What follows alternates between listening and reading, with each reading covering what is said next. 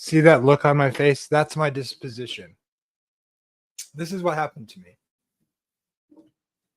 I'm listening to the Rogue Calvinists talk about how people are unregenerate because they don't think God determines everything, and then mocking free will and laughing about it because only regenerated people can believe the Calvinist doctrines, which is total nonsense. Unregenerated people sin without remorse. They don't not believe in Calvinism, so they're not regenerate. God regenerates people to walk in the Spirit and stop sinning and growing towards the image of Christ. Christ doesn't teach your Calvinist distinctives anywhere explicitly in Scripture. It has nothing to do with regeneration, according to the Bible, anyway.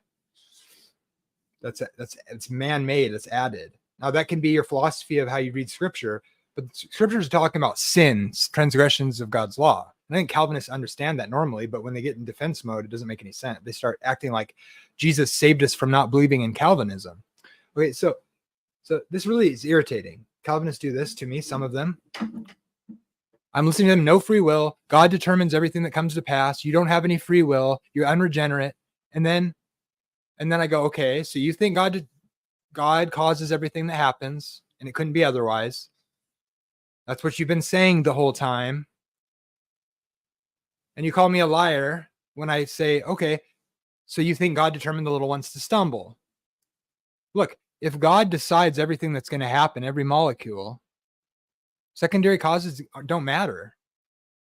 If everything that happens is because of God's decree, and he sets it up so it couldn't be otherwise, then he is the cause of everything that happens. It happens because God chose for it to happen that way, and he makes it happen. Whether you want to say he kickstarts it, but if that's what you guys are arguing, okay? So then I say, so you think God caused the little ones to stumble? Well, no. Okay, then God didn't cause the little ones to stumble. He can't both be the cause and the not cause of the little ones to stumble. He either is the reason why they stumble, or he isn't. Well, you guys believe God created everything knowing the future? Yeah, he knows the future. He allows it. He permits it. People choose to do it. God doesn't determine that they choose to cause the little ones to stumble. That's the difference. There's more than one causal agent in the equation. There's agents that can choose between two options, libertarian free will. That's what makes God not be the author of evil. That's what makes God not be the one who causes the little ones to stumble. The text just says whoever causes it. And if God decrees it and it couldn't be otherwise, he is the cause, the primary cause, in fact. And then I point that out and I say, okay, great. You don't think God causes everything. And then I'm told I'm a liar. No, you don't make sense. I'm wanting you not to think God causes the little ones to stumble. I'm just applying what you tell me. And then I'm called a liar because you hold a contradictory idea in your head and you can't make sense of it. That's what I think. So I'm not a liar. You're confused. I don't think you mean to lie, but this gets to the nuance of what a lie is. Hey, Amber. So I just want to make that clear. That's what happened to me. I'm a liar because I believe what you say, that God determines everything and it couldn't be otherwise. And then I say, well, who causes the little ones to stumble? And you say, this is a Rogue Calvinist. I don't think God causes the little ones to stumble. And I say, good, I'm glad. So then you don't believe God. And then I'm called a liar. Okay, this is called cognitive dissonance at its finest. What's up, Amber? So that's where I'm at. People can come in if they want. Like, I kind of like the Rogue Calvinist. I don't know why. He's kind of rough around the edges, but I like the guy. It seems like double talk. It does. And I'm still waiting for the Calvinists to give me a good answer. I think like Chris Date would probably say something like, well, God determines everything, but he doesn't cause everything. And I don't really know what that means. Because if there's like this decree that lays out everything that will happen, then that is that's the cause. That's the primary cause. There's no distinction there that makes any sense. Unless, see, when I first started having this conversation with my friend, I was like, yeah, in a sense, like the way I understand a decree, like I just kind of looked at it like, well, an allowance. Like the decree is that God can see everything that will. This is my past. I'm not sure exactly how I think about this now, but I was like, sure, I guess God decrees everything. A decree could be an allowance or a determination, and he knows the future, so he knows what he's going to allow to happen. And then some Calvinists will say, well, that's not really any different than being responsible for it. And I think there is a difference, because necessity isn't the same thing as certainty. God knows with certainty what people will do. He lets them do it. That's not the same thing as not allowing them to do otherwise. That's why they're guilty of stuff, right? So, I mean, anyways, let's see. It's like a lot of people say, well, I'm not like for free will. And it's like, I am. Okay. I think it's necessary to make sense of scripture and God's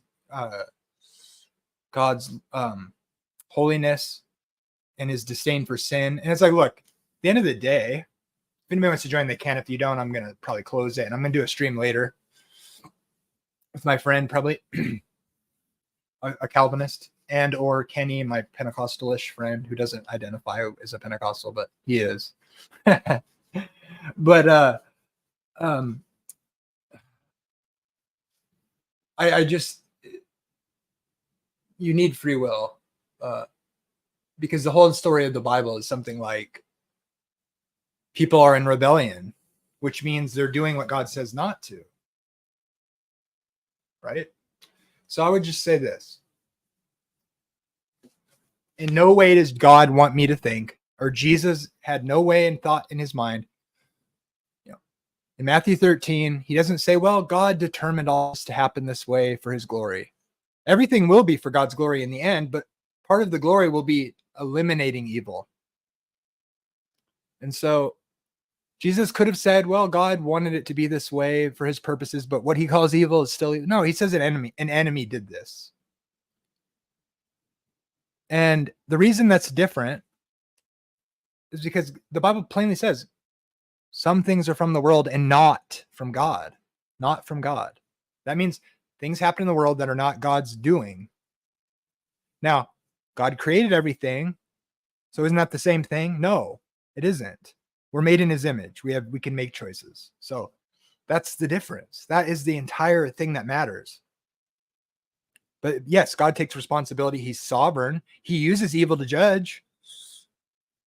He probably does stuff you don't think is him because it seems mean or bad.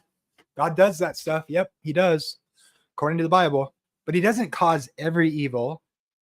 He doesn't force people to rebel. And by force, I mean determine that it couldn't be otherwise. I don't believe that. And so I would say this is the most clear to me in Deuteronomy 30. What do we have there? God lays out two options, which suggests there really are two choices that can be taken from. Blessings and cursings. And he tells them, look, don't say you can't do it. Don't say we need someone to do it for us. Don't say who will do it for us, who will come down from heaven, who will go over the sea. And he says, it's near to you. It's in your heart. It's in your mind that you may do it. And then he says, I want you to choose life. Don't say you can't do it. Don't make excuses. You can do it because I've made it near to you. Oh, and by the way, I want you to do that because I love you, basically.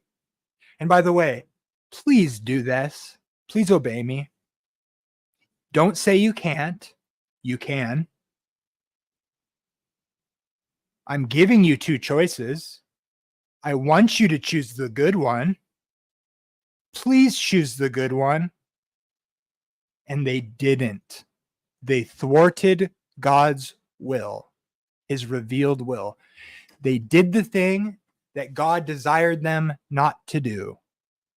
And the thing that they didn't do, that he desired them to do, is the thing he said, don't make excuses that you can't do it.